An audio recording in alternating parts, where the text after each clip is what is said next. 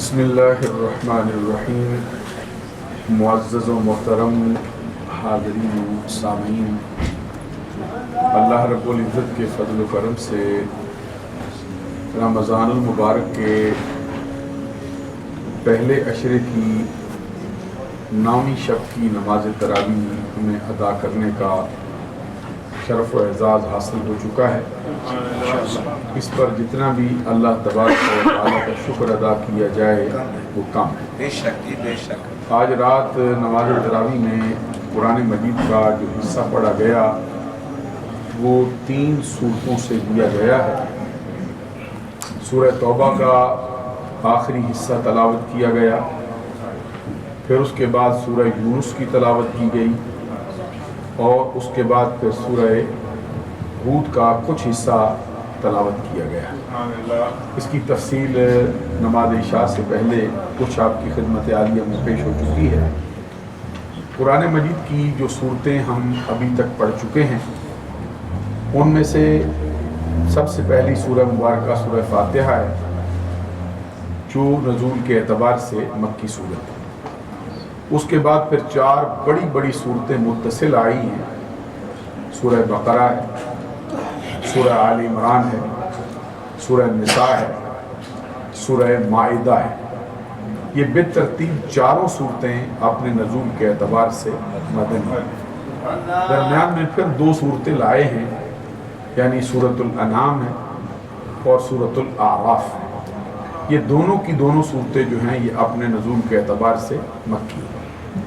اس کے بعد پھر درمیان میں 2 صورتیں لائے ہیں، سورہ انفال ہے اور اس کے بعد پھر سورہ توبہ ہے، جس کا دوسرا مشہور نام سورہ برات ہے۔ آج کے درس میں نے عرض کیا تھا کہ یہ ایسی سورہ مبارکہ ہے جس کے 10 نام مفسرین کرام نے درج کیا۔ 2 مشہور اسماء اس کے سورہ توبہ اور سورہ برات۔ سورہ انفال بھی مدنی، اس کے بعد سورہ توبہ بھی نزول کے اعتبار سے مدنی سورت۔ آج جو ہم نے آگے 2 صورتیں بنائی ہیں، پھر اتفاق ایسا آیا ہے کہ یہ دونوں کی دونوں صورتیں مکی ہیں۔ سورہ یونس نزول کے اعتبار سے مکی ہے، اور سورہ ہود یہ بھی اپنے نزول کے اعتبار سے مکی سورہ مبارکہ ہے۔ یہاں تک جو تذکرہ آیا ابھی تک جتنی سورہ ہود ہم نے پڑھی ہے، اس میں ابھی حضرت ہود علیہ السلام کا تذکرہ شامل نہیں ہوا۔ بڑی تفصیل کے ساتھ حضرت نوح علیہ السلام کا تذکرہ تھا۔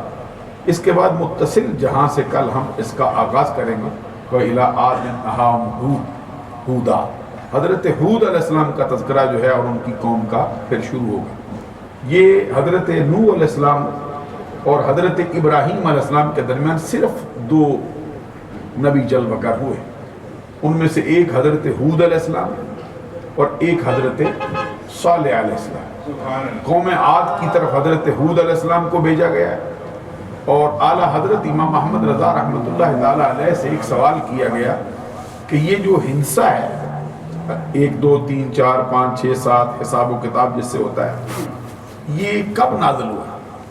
تو اعلیٰ حضرت امام محمد رضا رحمۃ اللہ تعالیٰ علیہ نے ملفوظات کے اندر فرمایا کہ سب سے پہلے حضرت ہود علیہ السلام پر ہنسے اتارے گئے۔ معلوم ہوا کہ یہ بھی اللہ تبارک و تعالیٰ کا عطا کردہ علم۔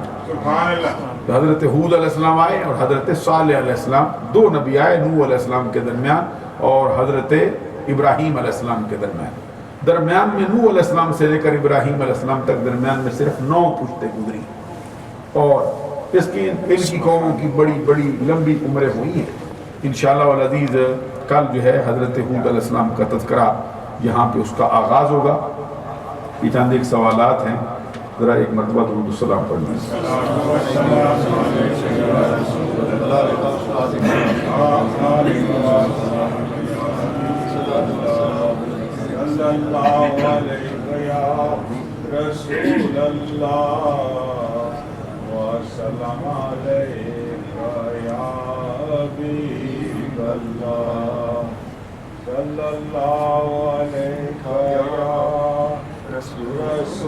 ماشاءاللہ بہت ہی اچھے سوالات ہمارے صحابائی نے فرمائے ہیں۔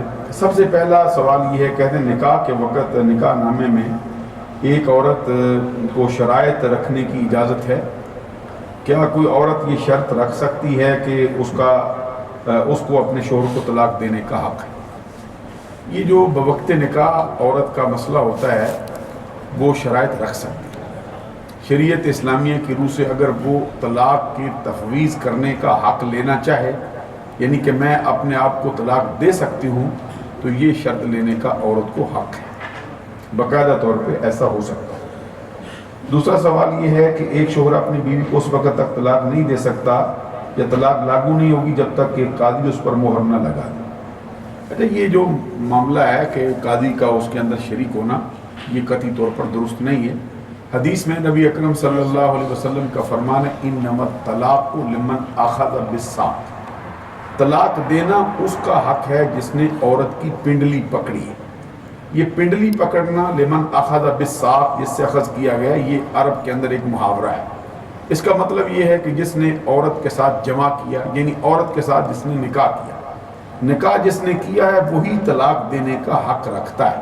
اور قرآن مجید میں فرمایا الذی بیدہ عقدۃ النکاح، جو نکاح کی گرہ ہے وہ خامدوں کے ہاتھ میں دے دی گئی، وہ خامدوں کے قبضے میں جو ہے، جب تک وہ عورت کا خامد جو ہے وہ طلاق نہ دے اس وقت تک عورت کو طلاق نہیں ہے۔ قاضی وغیرہ کا جو ہے اس میں شامل ہونا یا اس کو لکھنا یا مہر لگانا، یہ ایک یادداشت کے لیے ہوتا ہے، یا کہ اس پر ایک مہر تصدیق ثبت ہو جائے کہ واقعتاً اس نے ایسا کیا ہے۔ جب بھی بندہ کوئی اپنی عورت کو طلاق دے گا، طلاق اس کو واقع ہو جائے گا۔ کہتے ہیں کہ عام طور پر یہ کہا جاتا ہے کہ موت سے پہلے جو شخص کلمہ پڑھ لے وہ جنت میں جائے گا۔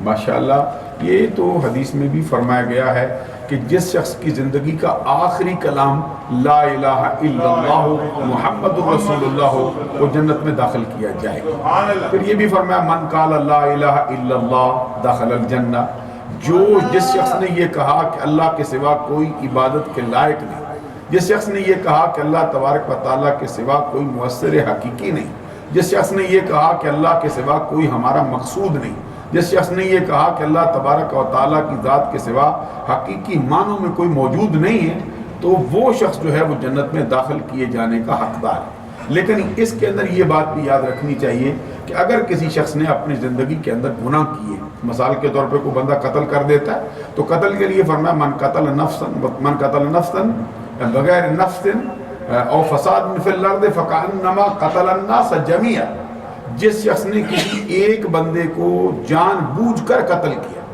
بغیر کسی جان کے بدلے میں، یا فساد فی الارض کے بدلے کے علاوہ کسی کو قتل کیا، اسی کی مثل جیسے اس نے تمام نسل انسانی کو قتل کر دیا۔ پھر آگے فرمایا فکأنما احیا الناس ومن احیا فکأنما احیا الناس جميعا، جس شخص نے ایک شخص کو زندہ کیا اسی کی مثل ہے گویا کہ اس نے تمام نسل انسانی کو زندہ کر دیا۔ سبحان اللہ فرمائیے، یعنی اللہ تبارک و تعالیٰ کا یہ رضا ہے۔ اور پھر فرمایا وَمَن يَقْتُلْ مُؤْمِنًا مُتَعَمِّدًا فَجَزَاؤُهُ جَهَنَّمُ، جس شخص نے کسی جان کو جان بوجھ کر قتل کیا اس کی سزا جہنم ہے، خالداً فیہا وغضب اللہ علیہ ولعنہ وعد لہ عذابا، یہ فرمایا گیا ہے کہ وہ ہمیشہ دوزخ میں رہے گا۔ ہمیشہ سے مراد یہ کہ مدت مدید تک وہ دوزخ میں جلنا پڑے گا۔ اور آگے فرمایا اس پہ اللہ کا غضب ہے، پھر فرمایا اس پہ اللہ تبارک و تعالیٰ کی لعنت۔ آج ذرا غور فرمائیں، جس پر ہر وقت اللہ کی لعنت برستی ہو، بندے اس کے ساتھ دوستی لگاتے ہیں اور اتراتے پھرتے ہیں، فخر کرتے ہیں جناب یہ اتنے قتل کیے ہیں، اس نے ہمارا دوست ہے۔ ذرا غور کرو بھائی، جس کے ساتھ دوستی لگانے بیٹھے ہو، اللہ تبارک و تعالیٰ کا ہر وقت اس پہ غضب پڑتا ہے، اللہ تعالیٰ کی ہر وقت اس پہ لعنت پڑ رہی ہے، تو جس نے اس کے ساتھ دوستی لگائی ہے کچھ نہ کچھ غضب کا حصہ تو اس کو بھی مل ہی جائے گا، کچھ نہ کچھ لعنت کی پھٹکار اس پر بھی پڑی جائے گی۔ اس لیے جو اس طرح کے بندے من مانی کرنے والے اور سرکش ہو جانے والے، چترے بے مہار کی طرح پھرنے والے لوگ ہیں، ان سے دوستی لگاتے وقت ہزار مرتبہ سوچنا ہے۔ ہاں کسی نے سچی توبہ کر لی ہو تو اللہ تبارک و تعالیٰ کا فرمان ہے الا من تاب وآمن وعمل عملا صالحا فاولئک یبدل اللہ سیئاتہم حسنات، مگر وہ شخص جس نے سچی توبہ کی ہو، نیک اعمال کرنے والا ہو اور اپنے آپ کو سنوارنے والا ہو، ہم اس کے گناہوں کو نیکیوں میں تبدیل کر کے اس کو جزا دیتے ہیں۔ نبی اکرم صلی اللہ علیہ وسلم کا فرمان ہے التائب من الذنب کمن لا ذنب له، گناہوں سے توبہ کرنے والا ایسا ہی ہے جیسے اس نے گناہ کیا ہی نہ ہو۔ اب جو بندہ قاتل ہے اس کے بارے میں فرمایا کہ اس پر 3 حق اس کے ذمہ آتے ہیں. ایک تو جس جان کو اس نے قتل کیا ہے اس کا حق ہے، ایک اس کے ورثاء کا حق ہے، اور ایک اللہ تبارک و تعالیٰ کا اپنا حق ہے. ذرا غور فرمائیے، اب ایک جان کو مارنے کے بدلے میں کتنے حقوق اس کے ذمہ پڑے ہیں؟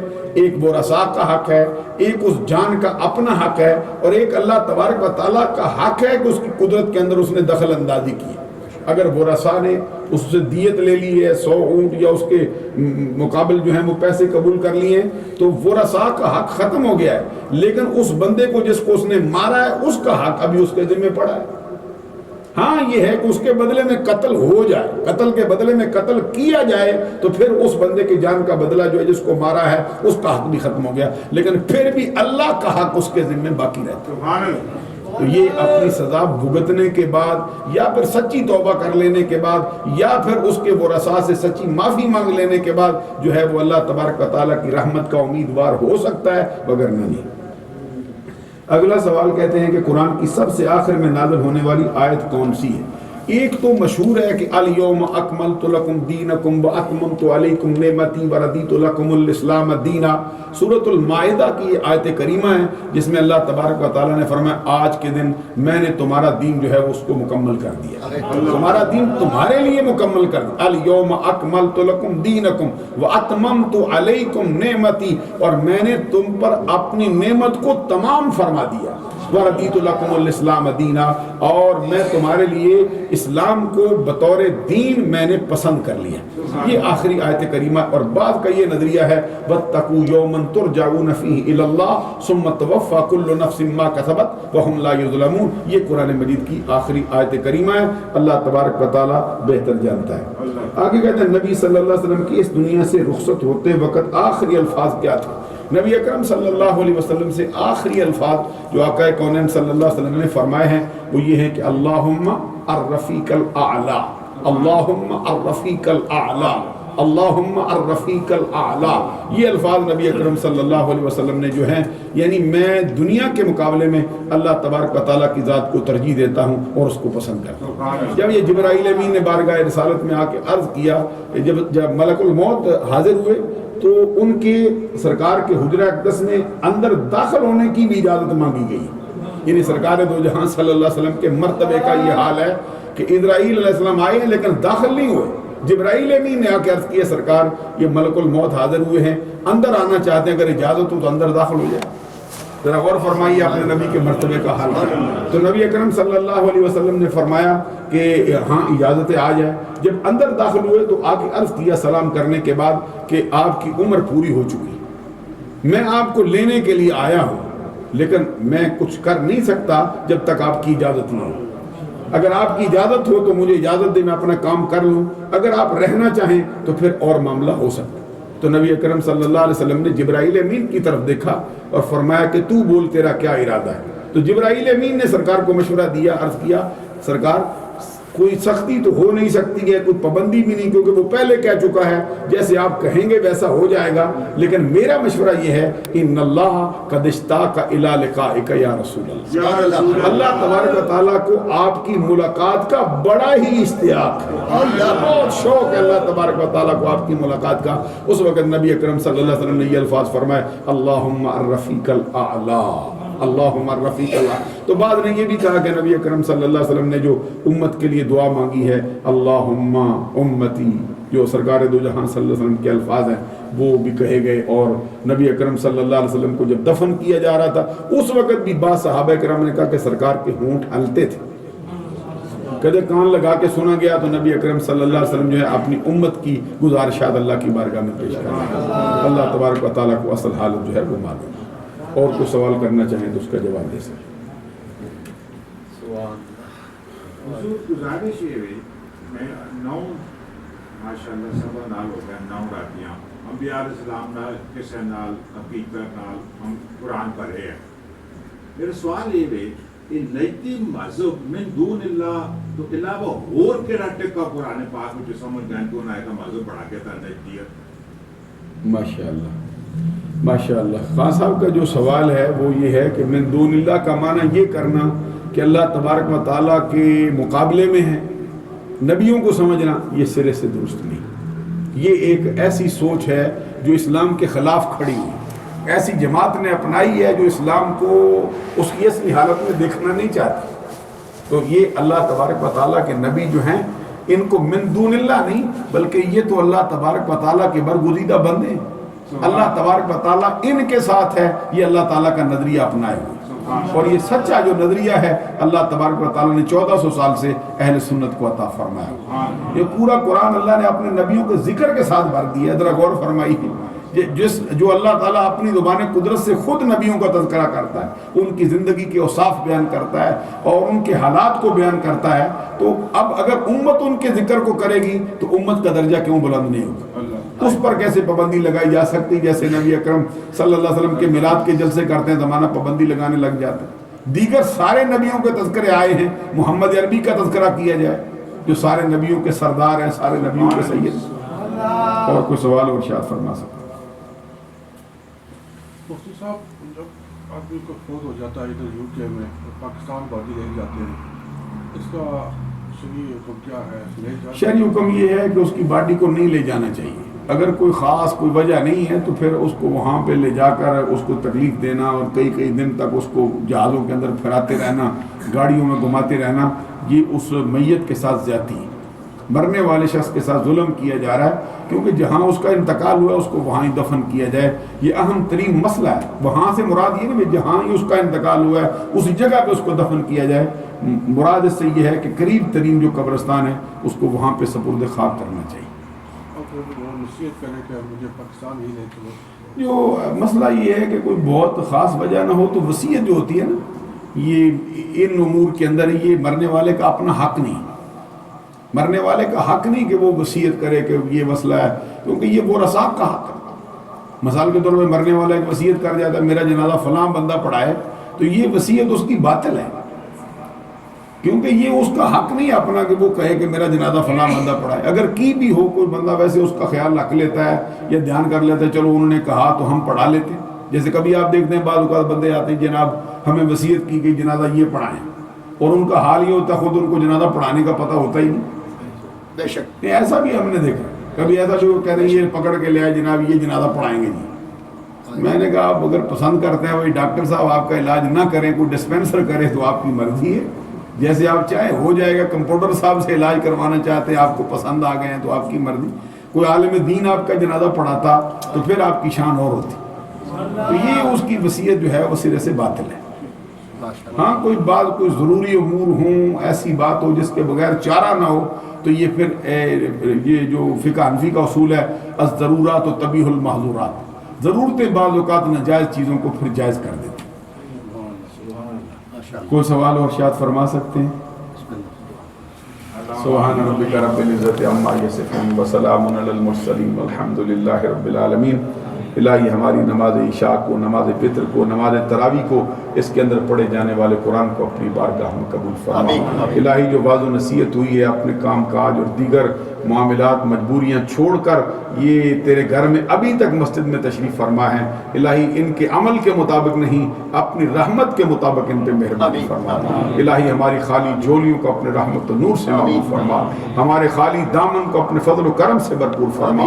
ہم میں جتنے بیمار ہیں ان کو شفا عطا فرما، جو پریشان حال ہیں ان کی پریشانی کو دور فرما. ہمارا خاتمہ ایمان پر فرما. ہماری مسجد کے بڑے خاص نمازی حاجی ارشد صاحب پاکستان تشریف لے گئے، اپنے والد محترم کے انتقال پر تمام ساتھیوں سے گزارش ہے دعا فرمائیں. الہی ان کے والد محترم کو جنت میں اعلیٰ مقام عطا فرما، ان کی آخرت کی تمام منازل کو آسان فرما. ہم سب کے والدین کی بخشش فرما، الہی ہماری بھی بخشش فرما. خاتمہ ایمان پر فرما. وصلی اللہ علی حبیبہ محمد وآلہ وسلم.